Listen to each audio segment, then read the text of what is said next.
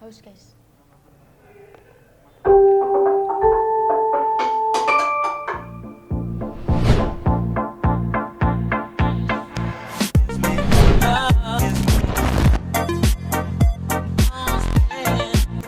Me time itu berarti me itu aku ya. Me time apa tuh me time? Waktu sendiri ya. Gue pengen kemana-mana, ke pantai, ngecamp apa segala macem. Nggak ada yang mau nemenin gue. Kan me time. Gak berani sendiri. Tiduran di kamar sih. Itu menurut saya me time paling luar biasa. Karena itu jarang saya lakukan. Kalau aku mungkin ini ya, bersih-bersih. Kadang tuh kalau misalnya dibantu orang tuh malah nggak puas gitu. Pernah. 2020 banget itu. Nah, ceritanya jadi kayak pandemi itu membuatku membayar hutang kebutuhan diriku untuk bisa me time. Aku butuh sarana untuk bisa mengurai itu dan aku ketemu dengan naik gunung. Ya, tapi memang biasanya saya lebih suka me time itu di luar rumah, di luar ruangan. Contohnya misalnya berkebun, nah itu kan me time. Lalu kemudian naik gunung, saya menikmati betul semacam itu. Kalau di rumah me time-nya nonton film. Kegiatan berpetualang, bushcraft, sama tentunya yang penting kalau saya sih ngelihat view ya. Ikut jadi relawan. Kalau relawan itu beberapa kali tok membantu orang itu ternyata menyenangkan. Naik gunung. Naik gunung sih paling seneng. Aku menikmati banget kena panas sinar matahari. Makanya aku seneng banget ketika naik gunung itu cuma tektokan. Naik gunung yang jelas. Meskipun saya kehilangan momen lihat matahari terbit dari atas, tapi pemandangan yang lainnya tidak mengecewakan. Dan itu membuat saya bahagia banget begitu. Kita ada ini ya, apa namanya, ngesar. Terus ada seperti sharing ilmu sama UKM lain. Kita ada latihan sama calon anggota yang bakalnya nanti menjadi anggota. Membangun irigasi, bikin film, bantu-bantuin. Itu loh mas. Ya banjir-banjir kemarin tuh saya turun tuh, tapi saya lupa tempatnya di mana. Pendidikan udah. Meteseh. Oh banyak, ya yang rutin itu jogging. Ya saya punya tempat di Ungaran itu di alun-alun Kalirejo. Lalu kemudian naik gunung, itu juga jenis outdoor yang dalam waktu pandemi ini beberapa kali juga saya lakukan.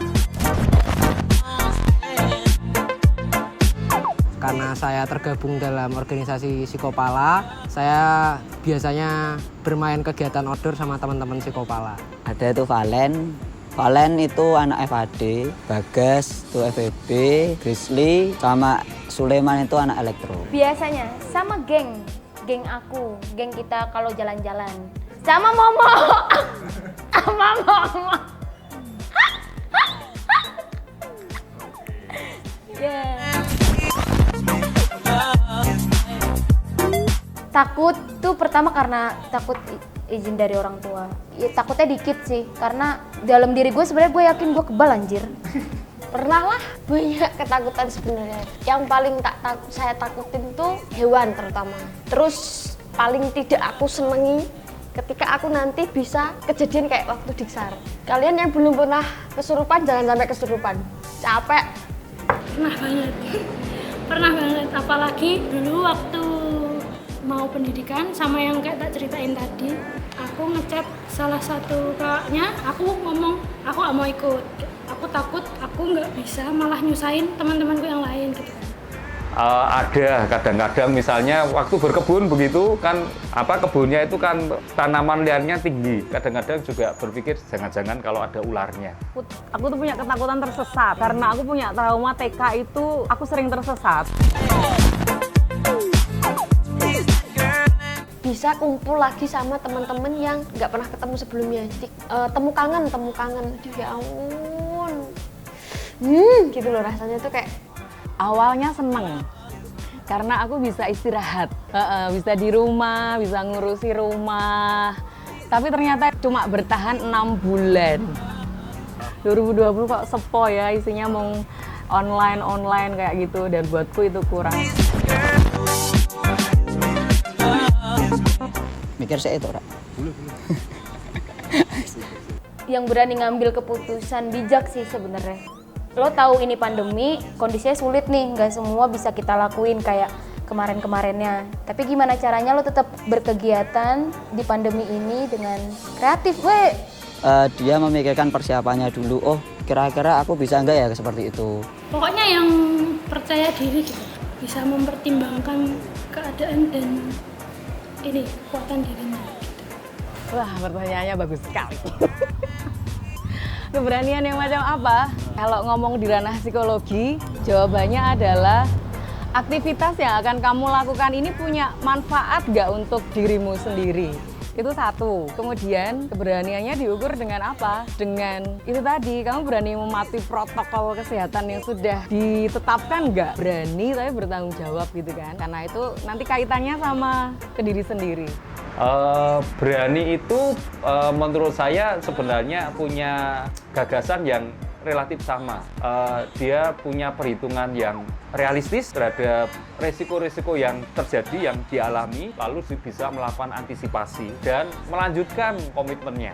Jadi bukan berarti hilangnya rasa takut, tapi bagaimana dia menghadapi resiko-resiko itu dengan bertanggung jawab. Hambatannya tentu pasti izin ya. Izin, yang pertama izin tuh. Yang kedua izin. Lebih ke perizinannya. Kebanyakan teman-teman itu belum dapat izin dari orang tuanya gitu loh. Dan lingkungan kampungnya pun kan kadang kan juga ada yang takut akan pandemi gitu. Kurang percaya diri kalau aku.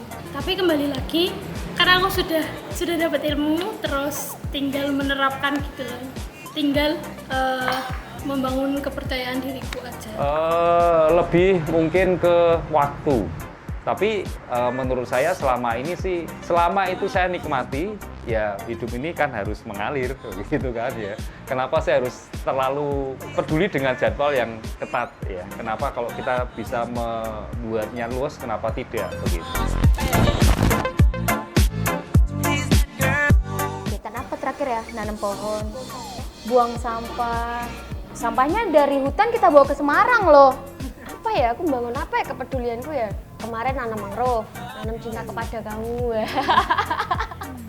Kemarin itu Psikopala sempat melakukan tukar materi dengan organisasi lain gitu, untuk saling melengkapi gitu. Beberapa kali saya ikut dengan teman-teman tetangga sepedaan. Jadi di awal-awal itu ketika mereka mulai semangat untuk sepedaan, saya menunjukkan ke mereka, loh saya itu jogging 8 kilo loh setiap kali jogging. Untuk membuat mereka itu punya rasa iri yang sehat, lalu termotivasi untuk kalau mereka tidak bisa seperti saya yang jogging, mereka bisa bersepeda.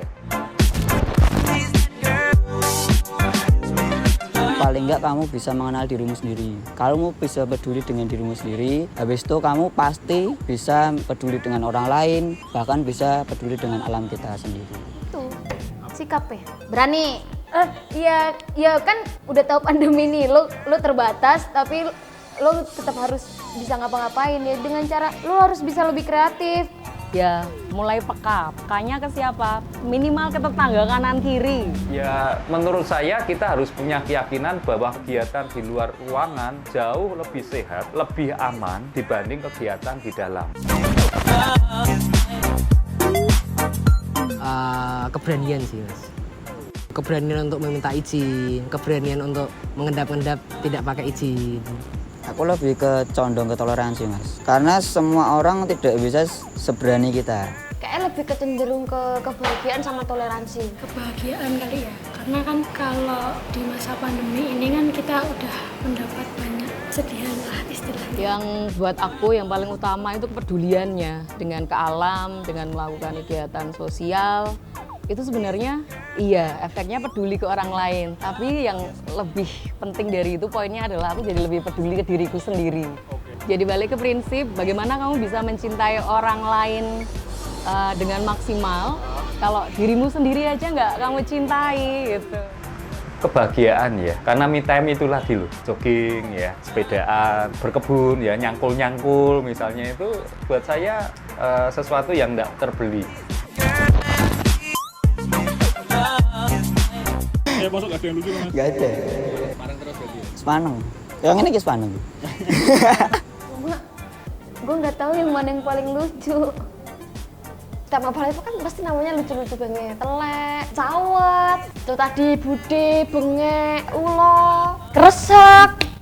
Waktu yang didiklat itu posisi ditarik, terus kaki kepleset gitu kan. Mukaku itu nyium tanah blek gitu. Ya itu kan kita punya banyak kepercayaan, keyakinan yang sifatnya takhayul begitu ya. Ada anak-anak remaja begitu gitu, ketika mau pipis ngomong dengan Mbah, kula nuwun saya mau pipis misalnya gitu, saya ketawa. Mas berkemah ya malam ketemu temen yang ngentut.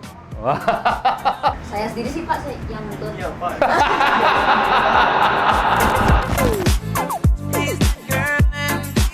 Makasih pandemi, aku jadi bukan mau nggak mau ya. Iya sih, mau nggak mau harus ngikutin kamu, harus beradaptasi dengan kamu. Jadi aku bisa lebih mengonsep segala pikiranku ini gimana caranya aku tetap jalan. Kita harus ngapain di masa pandemi yang seperti ini? Kita harus tetap melestarikan kelestarian lingkungan hidup kita tuh sebagai pegiat alam atau pencinta alam. Itu nggak mungkin cuma hanya bisa diem aja. Ini cara Tuhan untuk memulihkan alamnya. Seneng karena pelan-pelan berhasil menaklukkan ketakutanku, ngalahin egoku sendiri bahwa ternyata kamu mampu, dan ternyata ketika sampai di puncak aku menikmati banget ketika panas. Di situ kontemplasinya aku dapat banget bahwa yang aku butuhkan energi alam ini yang luar biasa itu. Menjadi semacam peringatan kepada kita. Jadi mestinya kita kembali ke alam. Jaga diri, jaga kesehatan, jangan sampai badanmu itu menjadi penyebab terjadinya klaster baru. Jika tidak bisa berkegiatan, cari solusinya. Kita udah dibekali banyak materi dari organisasi atau penggiat alam yang kita ikuti, jadi ya Tetap berani, jangan ambil pusing, yang penting tetap ikuti protokol kesehatan. Tetap semangat, tetap chill. Kudu enjoy, jangan dibawa sepaneng. Gue tahu nih pandemi ini ribet, cuma kita kudu tetap enjoy. Alangkah lebih baiknya kita menjaga alam kita. Itu yang pertama. Yang kedua melestarikannya. Yang ketiga menjaganya. Menyayangi alam tuh nggak harus kayak aku sayang banget be alam, aku cinta be kowe ala tai, enggak. Harus dengan aksi. Nek orang anu aksi bullshit. Jangan lupa untuk tetap menjaga protokol kesehatan. Selain peduli sama diri sendiri, kita juga harus peduli sama orang lain. Pelajarilah basic survival. Nggak hanya kamu datang ke suatu tempat kemudian menikmati foto-foto, diposting dan selesai. Nggak sependek itu, tapi maknanya dalam banget. Kalau ke sana kenali budayanya, kenali orang-orangnya, bakul-bakulnya dikenali. Kalau ada tukang parkir ajak ngobrol juga, peduli sama sampahnya. Kita kan seringkali yang pegiat alam ini kan punya sifat yang agak nekat. Bebas begitu loh, kadang-kadang identik dengan kurang taat pada aturan. Buat saya justru kita juga bisa membantu dalam hal ini pemerintah untuk juga menunjukkan bahwa kita ini juga selalu tadi yang saya katakan ya, bertanggung jawab.